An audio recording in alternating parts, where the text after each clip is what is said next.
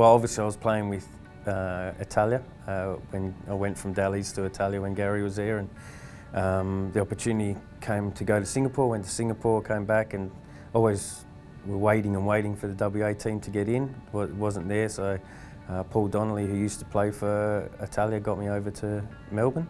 And as soon as there was rumblings of the formation, Gary and Roger Lafore got in contact with me.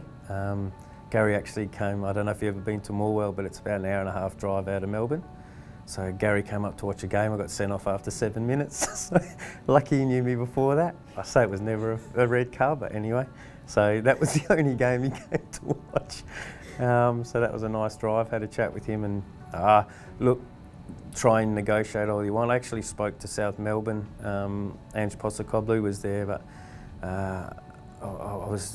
once Glory came in, there was nowhere else I was going to be. I was going to come home and be a part of that. Obviously, all the boys from the state team that were at the original squad, they were all my mates. We all wanted to do it together, and it was an easy decision for me to come back. Yeah, probably. Probably, yeah. I was enjoying the time off in Melbourne. When I knew I'd signed, I didn't rush to get back, and then I think Gary said, get back, we're playing Sampdoria. So that's a pretty good incentive to come back and play against Roberto Mancini. Even, I would say we watched them play, and we kind of chased after them at the Wacker, but that was awesome, and the crowd turned out there, and you knew it was a beginning of something really good for WA, because everyone wanted their own team, so yeah, it was pretty easy. Yeah, I copped a lot of stick from when I was still over east, when the name, Glory, what's that? Because it was just always FC or United. So, and then when the colours came out, purple and orange, I was on the back end of some of those comments, and we're going to enjoy watching that. You know, and within 2 seasons, they're ringing me saying, "Get me over there. This is amazing." So, yeah, I think it was a bit out there. Nick and Paul weren't worried about that. They knew the product they had. But I just. For us, it was a lot of the state team boys, so it was great. And it wasn't full time, so every second week we got a trip away, which was great. Boys made sure we did all right on the pitch, and so you could get out and have a laugh. But yeah, and then look, I think we had the best away record of any club, and that was again another shrewd move. Bernd Stanger, he said if you win or draw away games, you're allowed to go out. So we made sure we drew or snuck a win. So they were smart. The coaches we had were intelligent, knew where we were at. But yeah, great crowds every week, roasting hot. Obviously, it was hard for clubs coming over when you play on a Sunday and it's 30 odd degrees, but you got the crowd. The crowd always pushes through. I was super lucky. I think I was super lucky. The crowd was always really nice to me. You have a stinker and they still get behind you as long as you're knocking your backside out. So I was always fortunate that way. So you kind of lift another gear to play. You're a West Aussie playing for them, and yeah, that was the early days for sure. Yeah, well, to be fair, we were training on half a pitch at Rosalie Park, and Subiaco Amateurs had the other half of the pitch.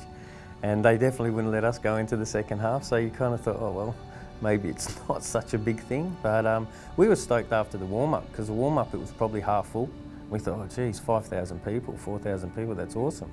And then came back out for the kickoff, and it was goosebumpy. Yeah, it was for us, but just I think everyone that was there as well, you just thought, oh, we finally got a team in here. So it was a really nice day, apart from getting pumped. Yeah, look, obviously back then, everyone in the shed they were nearly pouring onto the pitch because all the kids would sit in front of the shed, and it was gangbusters. And obviously there's a massive Croatian community here, and they were an awesome team, like Tommy Pondiak, Marth, all those boys. AK was there, Joe Simonic was playing there. They were a great team. Maven delivers it again towards the edge of the box. A good touch on that for the Glory, and they take the lead after 24 minutes. Here comes Kalogerakos once again, passed through so easily. Great shot, what a goal! Kalogerakos! We got off to a great start. They came back.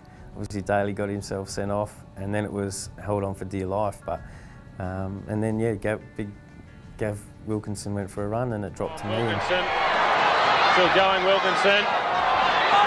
Miller with a shot, and there it is! At the net! Johnny Miller has smashed the result for the Glory. So you seem to sit up there forever. It's please come down, and yeah.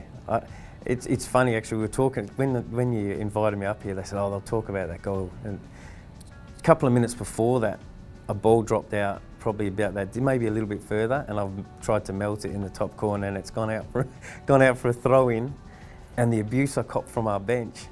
No one admits who it was, but I was copping, jogging back to position, head down, copping abuse. So when it went in, when I wheeled round, I was just going to run back to the bench and give it to him, and I thought, oh, too much joy to ruin it by abusing him back. So that's how I wheeled back and disappeared around the corner. So I don't know what the aeroplane was about. I'll never be able to explain that, but I don't score many goals, so. Well, they were blokes, so I don't know. No, but I remember thinking, if you're going to do it right, you know. They've come flying on with their jocks, so they weren't fully committed to it. I think they got a bit shy in front of the big crowd, and they scored a try. Should have just kicked it in the net, you know. I think so. Some did, some stood up, some loved it. Even because you always go out for a drink after with whoever. The boys would always go for a drink and a chat, and they just loved it. Whether they were intimidated or whether it made them play better, they loved the atmosphere because it was like a proper. I loved playing at South Melbourne and I loved playing at Melbourne Knights because you actually felt like it was a proper away game because they were on you. But I never felt threatened at either of those games, but it felt like when you watch the TV and you see away games. So I don't think Glory was threatening, but they were definitely all on us. Everything we did, they were up. So I guess got a little bit of it from the even Sydney Olympics in the Sydney United. They real home crowd, but because we had so many, I think made them feel like a real game.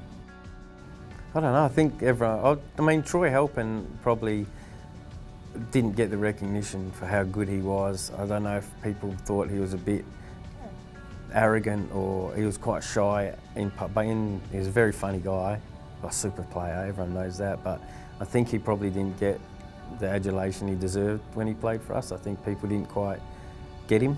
Not the team did, but the supporters, I think. But yeah, look, I think everyone was. Bootsianis was hilarious. John Markowski was, and Damien Morey, very funny. Never stopped talking. Him and Jason Pekovic are best mates. So Jason never talked and Frogger talked. So it was a perfect relationship. That's why we roomed them together on the away trips. There was I won't say the players, but there was a good one when we were going up the tunnel after a game. Burnt was in the middle of two boys who were kicking off, and then there's nowhere to go in that tunnel, is it? So the boys start throwing punches, and Burnt was just, all you could hear was a German accent. Oh, help. So there was that, but as soon as you got changed, it was finished. Anything on the pitch. I mean, I wasn't there when Jamie and Webby went at each other, so that was after my time. But when it was my time, there was plenty of mini ones, a couple of good ones, but they were over really quick. Just like you say, there was a lot of winners there, and if blokes didn't think they were carrying it, then words were spoken, and I think everywhere, I think that's healthy. I know they can't do it now, I know it's a lot more professional now, but even after the game we used to go to the North Bridge for a feed, so you'd have your dinner and then you roll into the public bar and all the Glory shed and etc. So we go and have a beer with them after the game, and you got told if you played well, you got told if you played not so well. It wasn't really even on results, it was performance based, you know. If you lost and you worked your guts out, or you know the team did everything they could, then they were behind you. If it was a win and it was a lazy one, they let you know, but never in a bad way. Like I said, I never had a bad experience. Always got along with the shed. Were always really great to me. Went on a couple of trips with them, and yeah, it was always great interaction. A, because it was new. B, because you either played with them, you knew them, or played against them. A lot of the lads. So there was that. There was a connection. And you know, gave them ownership of the club, which Nick and Paul did really well at making sure there was that that connection. And also we did a lot back then. Obviously you had the Eagles and the cricket, they were big, and so we were going everywhere. They put us out to do a lot of promotions, schools, shopping centre, anything like that, which at the time you kind of go, here we go again. But it was, as soon as you got there was a lot of love, so I think that was great, that good connection. Everyone kind of brings up the goal against Melbourne, but for me, and I was speaking to Gareth about it, it was obviously with this ISO we've been cleaning stuff out, and I'm not a big collector of many things, but when my daughter was born, she was born on the Thursday and we played Brisbane on the Saturday, and Clint Wilden actually sent me the video of I scored to celebrate her birth, you know, and you think, oh, everyone's got kids, but it was a moment that she'd never seen, so when we were watching it was a good, really great memory. I was looking like a goose because I was celebrating like we'd won the World Cup, but it was one of those, you haven't slept for 2 days, you just rolled into the game. You know, they said, just play, give us as long as you can. So I was running on empty, and just to have that moment, it's one of my favourite, as old dads do, and I suppose it's a bit corny, but yeah, it was just one of those when you had run on empty, hadn't slept, happy as Larry, got the goal, celebrated well, celebrated way too much I think we ended up winning 6 or something, but mine was the first, so it was all right. But that was a great memory for me. As you say, the grand final was awesome. The year we lost the grand final, the semi-final against Wollongong again, when Ivan scored the late one, Sharpie scored the penalty. That noise at Subiaco that night, it was a night game, so it was always better at night. That was unreal. That was a highlight for me. I just didn't want to miss any games. We all wanted to play every game. Yeah, probably body pays for it nowadays with a lot of us, I think, and not Glory. I think everyone in those days, no one will ever. You just want to play, so you hide things and strap things and inject things, and just get on with it. You know, I think there wasn't obviously it's a lot more professional now. The screenings, the physios, the doctors, etc., etc. We kind of just, are you all right to go? Good to go. I think that was it. I don't think there was anything special. It's just you just wanted to play so much. Didn't want to miss any games with your mates. Probably as an individual player, I think none of those three. I'll say Gary was brilliant. I think before his time for state league football, it would have been great to have him when we were full time. Mich was fantastic, charismatic. Burnt was really charismatic. Really got us up and going. Mich I thought was great tactically, and a great coach. All of them great coaches, but Alan Vest was the one who got me, because I went from a winger to a wing back to a full back and never knew how to defend. If you watch some games, you'll probably see that I still didn't. But Alan taught me where to be as a defender. So individually, for Glory, Vesty probably had the most effect on me. But all three, like, as I said, different attributes. Gary Marocchi come from Zoran Matic, who was miles ahead. Gary came, brought that to Perth Italia and then to Glory. Never really got, I guess, the opportunity. Him and Mickey Brennan, perfect couple. I think coach and assistant coach, and Mich and Burnt were great. And then when Mich and Vesty were there, I probably played my best football when Mich and Vesty were there, for sure. It wasn't a great pitch. I remember that. It was terrible for football, just because the cricket pitch, and they sold that many tickets, they put an extra grandstand behind one end on the pitch, so it kind of came on top of you. And the Adelaide one, Bobby scored late. We're all celebrating, and Nosey's didn't realise we'd won. He thought he didn't understand the home and away goals and all. So he's going, what do you mean? What do you mean? We're through, yeah. We're not jumping around for extra time. But the Marconi one again was a good one. Even the one against Sydney United, they were a super team, like proper footballers there that knocked us out the week after. There was still a load of Perth supporters come over for that game. At Marconi we played and they beat us. I think it was 2-1, 3-2, something like that, yeah. But yeah. Has anyone actually said that did happen? Really? I must be a bit slow then, because I never saw any show. I was too busy trying to keep my hip hanging off from falling off. Burnt was in the change rooms because I had a chat with him, asking him.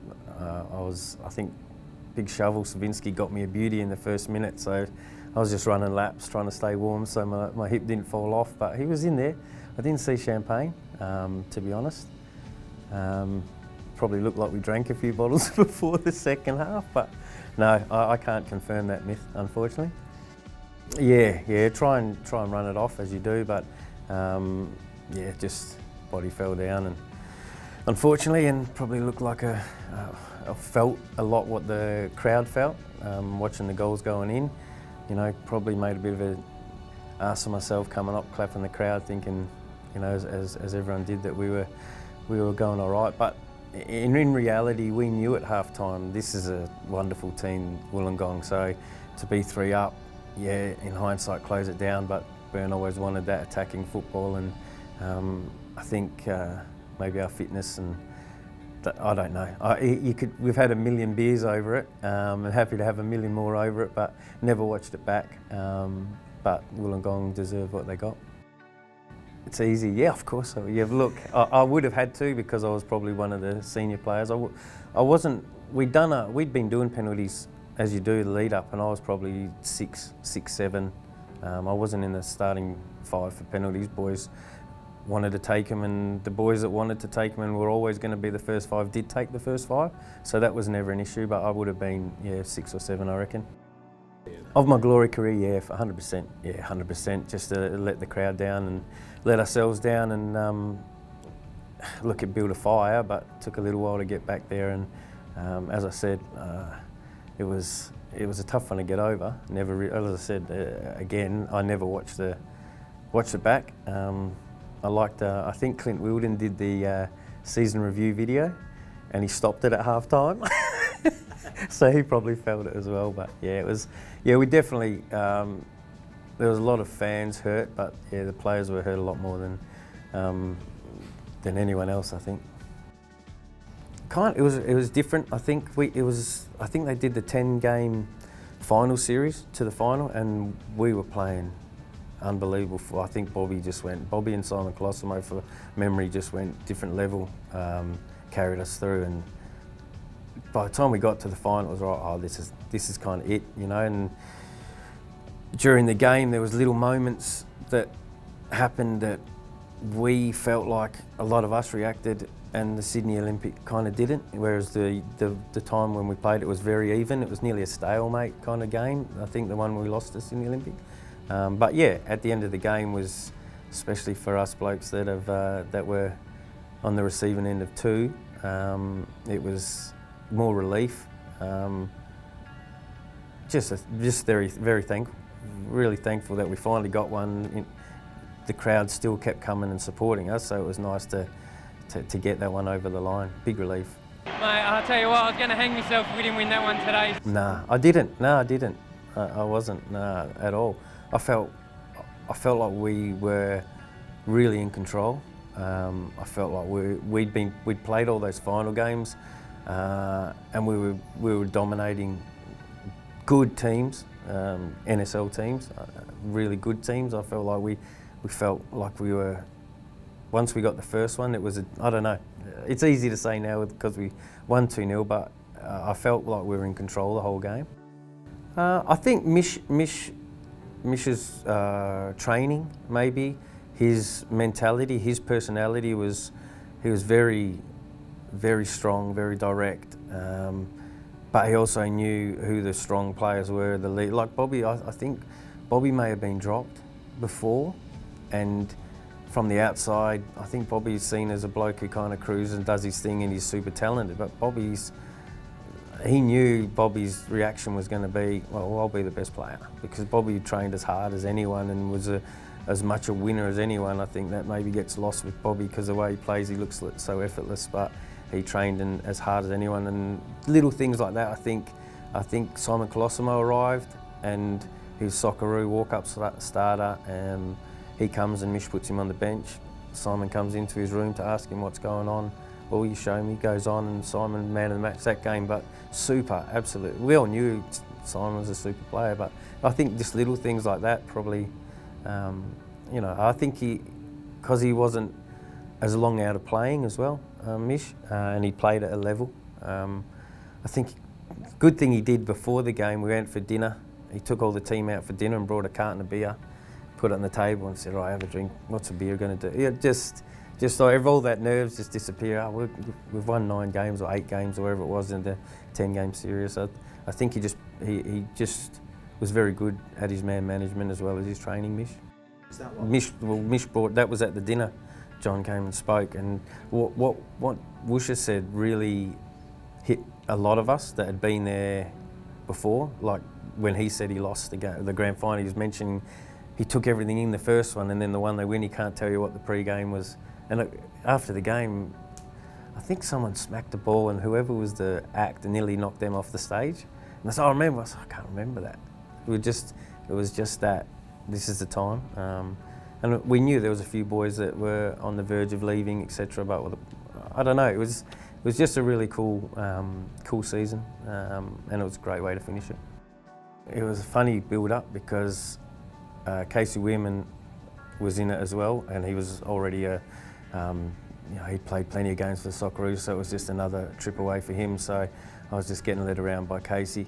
We ended up in Queensland, picked up Scotty Chipperfield, and then we flew to LA, and they put us in Rodeo Drive, and we missed our plane that was supposed to go to Colombia, which wasn't our fault.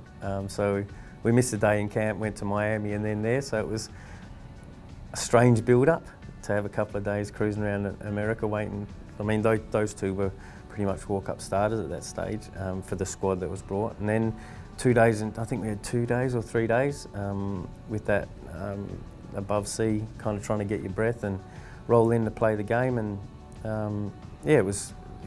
I was buzzing, obviously, to whack the strip on. But yeah, the hotel had armed guards all over the place and machine guns and all sorts. So it was getting the bus, get to training, and no showers, straight on the bus from the training field back to the, and that was a friendly. So I think that was the same.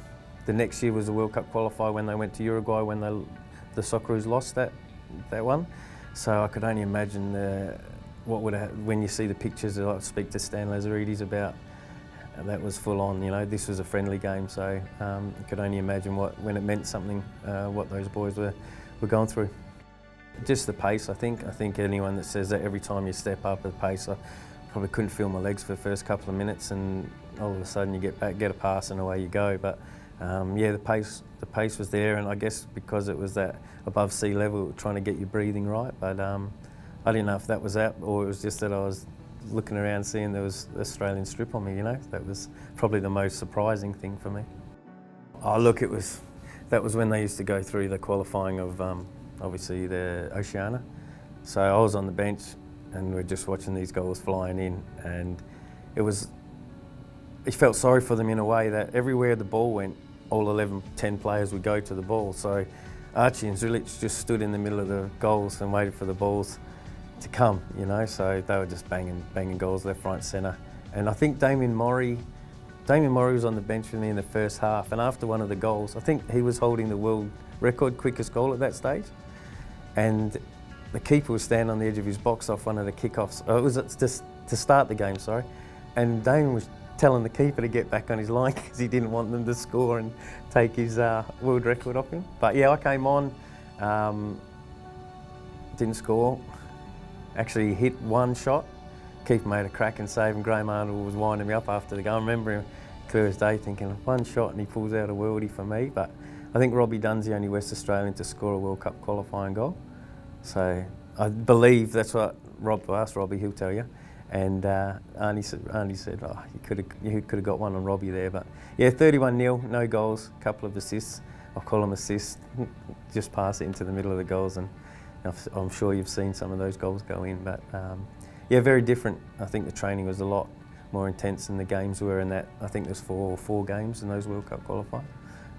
The training was awesome, but yeah, game wasn't so good.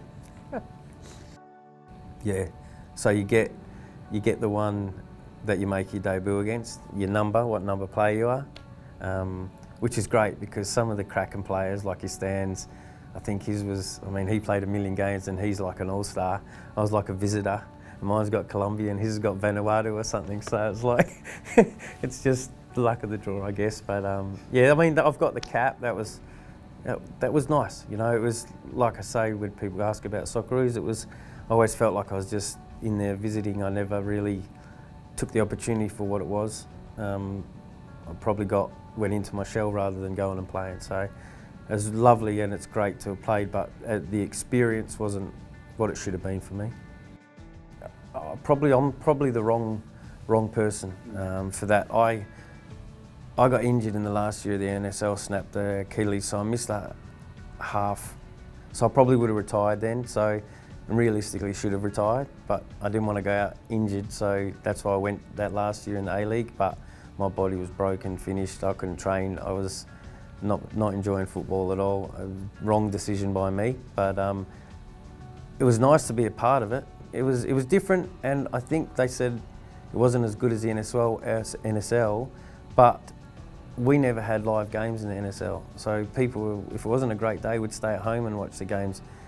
In the NSL, they had to come to the games, so I think probably the shine was taken off a little bit. I always believe they shouldn't be showing them live because you get more people at the games. So I think people had a pop at the A-League that first year because no one was turning up, but I don't think it was that. I think history's shown now that the crowds, if the weather's not great, they don't come, you know, whereas back in the day they were forced to come because you either listen to the radio or watch the highlights.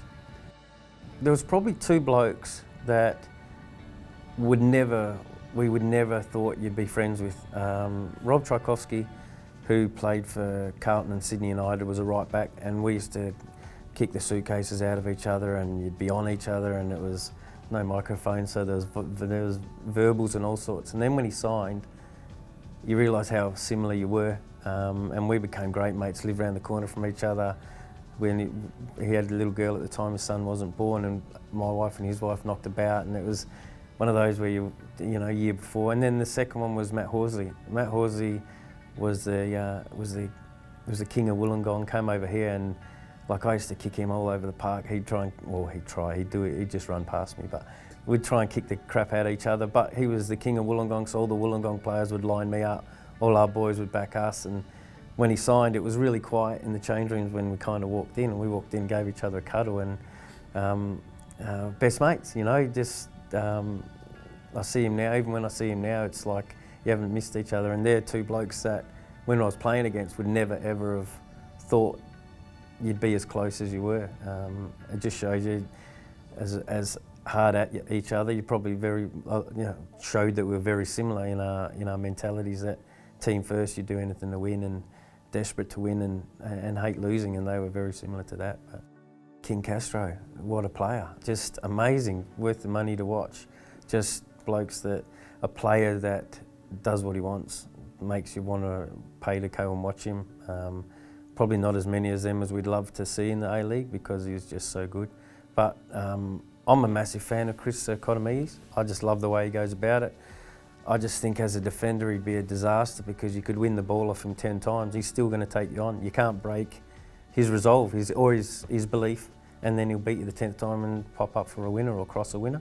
And I was gutted to see Jason Davidson go because I thought he was amazing, just up and down for fun, quality, great defender, great athlete, got his move, you know, as you're looking after the family as he's done. But yeah, they're three standouts for me. I liked watching. I know Andy Kerr was much maligned, but scores goals for fun, you know. Another one that I really enjoyed watching. So.